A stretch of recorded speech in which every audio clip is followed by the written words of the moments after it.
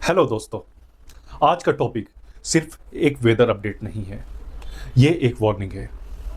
आपने नोटिस किया होगा, हर साल गर्मी पहले से ज़्यादा डेंजरस होती जा रही है। कभी 45 डिग्री, कभी 48 डिग्री। रोड्स पिघलने लगती है, स्कूल्स बंद हो जाते हैं, लोग बीमार पड़ने लगते हैं और कई लोग अपनी जान तक गंवा देते हैं। लेकिन सवाल यह है, आखिर हीट वेव इतनी डेंजरस क्यों हो रही है? क्या ये नॉर्मल है? क्या क्लाइमेट चेंज इसका रीज़न है? क्या फ्यूचर में इंडिया रहने लायक है रहेगा या नहीं? आज की वीडियो में हम डिटेल में समझेंगे हीट वेव होती क्या है, इंडिया में इतनी ज़्यादा क्यों बढ़ रही है, इसके हेल्थ इफ़ेक्ट्स, फार्मर्स और वर्कर्स पर इम्पैक्ट, क्लाइमेट चेंज का कनेक्शन और हम इसको कैसे कंट्रोल कर सकते हैं। सबसे पहले बेसिक समझते हैं। हीट वेव का मतलब होता है जब किसी एरिया का टेम्परेचर नॉर्मल से ज़्यादा हो जाए और कई दिन तक कॉन्टिन्यूसली हाई रहे। इंडिया में जनरली जब टेम्परेचर प्लेन्स में 40 डिग्री सेल्सियस क्रॉस करता है और नॉर्मल से 4 से 5 डिग्री ज़्यादा हो जाता है, तब उसको हीट वेव माना जाता है। और जब टेम्परेचर 45 डिग्री टू 47 डिग्री तक पहुंच जाए तो सिचुएशन एक्सट्रीमली डेंजरस हो जाती है।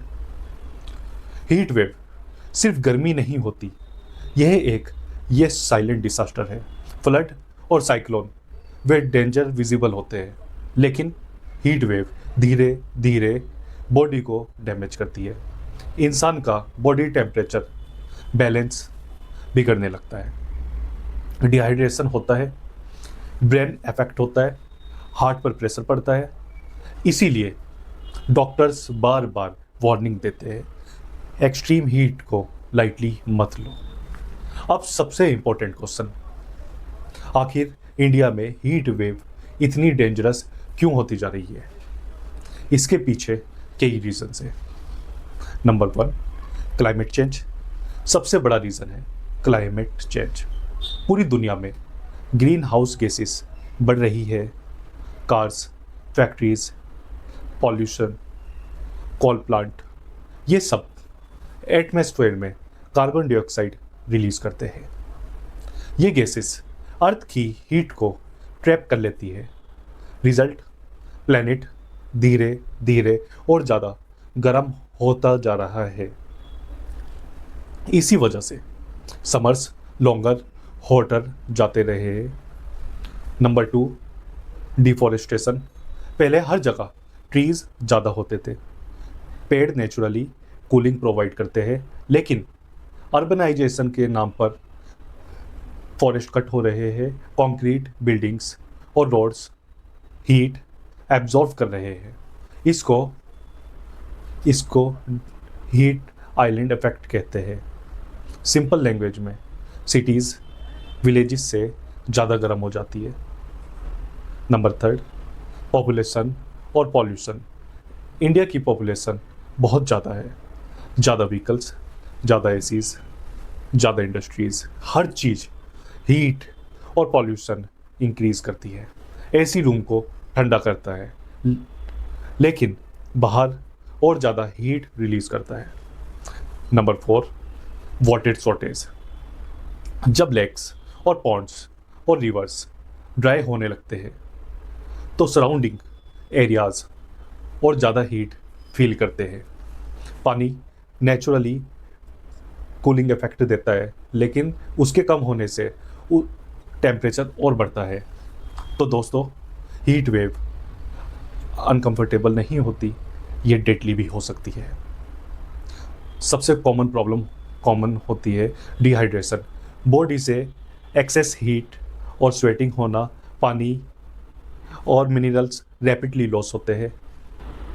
सिम्टम्स, चक्कर आना, weakness, headache, dry mouth.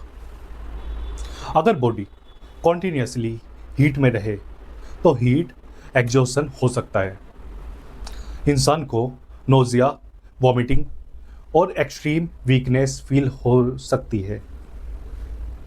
Heat stroke सबसे डेंजरस स्टेज होती है। बॉडी का टेम्परेचर कंट्रोल सिस्टम फेल होने लगता है, टेम्परेचर 40 डिग्री से ऊपर जा सकता है। हार्ट और brain problem, extreme heat heart patient के लिए डेंजरस होती है। ब्लड प्रेशर डिस्टर्ब होता है। ब्रेन फंक्शनिंग अफेक्ट होती है। ओल्ड एज पीपल और स्कूल चिल्ड्रन सबसे ज़्यादा वल्नरेबल होते हैं। हीट वेव का सबसे ज़्यादा इम्पैक्ट पुअर पीपल पर पड़ता है। एक रिच पर्सन एसी रूम में सर्वाइव कर लेता है, लेकिन इमेजिन करो उन लोगों को जो रोड कंस्ट्रक्शन करते हैं, रिक्शा चलाते हैं, डिलीवरी जॉब करते हैं, फार्मिंग करते हैं। उनके पास ऑप्शन ही नहीं होता। कई वर्कर्स को 45 डिग्री हीट में काम करना पड़ता है। उन्हें डिहाइड्रेशन और उन्हें हीट स्ट्रोक का रिस्क लगातार बना रहता है। कई बार लोग रोड्स पर अनकॉन्शियस हो जाते हैं। फार्मर्स की क्रॉप्स भी डैमेज होने लगती है और हीट वेव फार्मिंग को अफेक्ट करता है। वीट प्रोडक्शन भी कम हो जाता है। इलेक्ट्रिसिटी क्राइसिस आ जाते हैं। सब एसी चलाते हैं। पावर डिमांड सप्लाई इंक्रीज होती है। Result power cuts. और इमेजिन करो, और 45 डिग्री हीट और इलेक्ट्रिसिटी भी नहीं, सिर्फ ह्यूमंस ही नहीं, एनिमल्स भी सफ़र करते हैं। बर्ड्स डिहाइड्रेशन से मर रही है। रोड्स और बिल्डिंग इतनी गर्म हो जाती है कि एनिमल का सरवाइव करना मुश्किल हो जाता है। वाटर बॉडीज़ ड्राई होने लगती है। फिश और एक्वेटिक लाइफ इफेक्ट होती है। फॉरेस्ट में फायर इंसिडेंट्स इंक्रीज हो रहे हैं, और फॉरेस्ट जलते हैं तो और ज़्यादा कार्बन डाइऑक्साइड एटमॉस्फेयर में जाता है, यानी एक डेंजरस साइकिल स्टार्ट हो जाती है। साइंटिस्ट वार्निंग दे रहे हैं, अगर क्लाइमेट चेंज कंट्रोल नहीं हुआ तो फ्यूचर में इंडिया के कई एरियाज एक्सट्रीम हीट जोन्स हो सकते हैं। इमेजिन करो, नॉर्मल आउटडोर लाइफ डिफ़िकल्ट हो जाए, आफ्टरनून में बाहर निकलना डेंजरस हो जाए।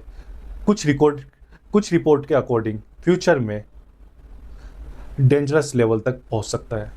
मतलब बॉडी स्वेटिंग के थ्रू कूल ही नहीं कर पाएगी। ये सिर्फ मूवी स्टोरी नहीं है मेरे दोस्तों, ये एक्चुअल साइंटिफिक कंसर्न है। अब क्वेश्चन आता है, सॉल्यूशन क्या है? ट्रीज प्लांट करो। सबसे सिंपल और सबसे पावरफुल है, more trees is equal to less heat. Number 2, water save करो। लैंड वाटर हार्वेस्टिंग और वाटर कंजर्वेशन फ्यूचर के लिए इंपॉर्टेंट है। Number 3, public awareness. लोगों को हीट वेव डेंजरस समझाना, स्पेशली विलेजेस और पुअर एरियाज़ में अवेयरनेस ज़रूरी है।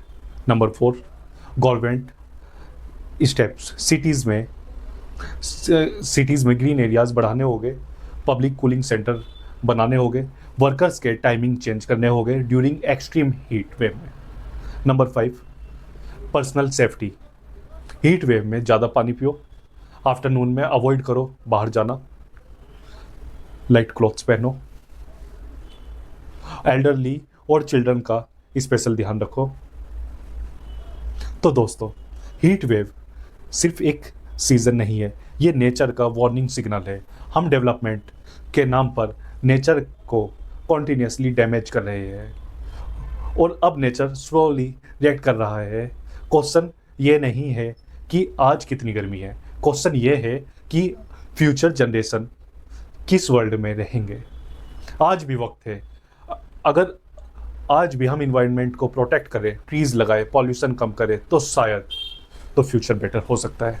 अगर आपको ये वीडियो इंफॉर्मेटिव लगी हो तो लाइक ज़रूर करें, channel thought of the day को सब्सक्राइब करें और कमेंट में बताएं आपकी सिटीज़ में कितना टेम्परेचर चल रहा है और क्या आपको लगता है हीट वेव हर साल डेंजरस होती जा रही है। मिलते हैं नेक्स्ट वीडियो में, तब तक take care, stay hydrated and stay safe.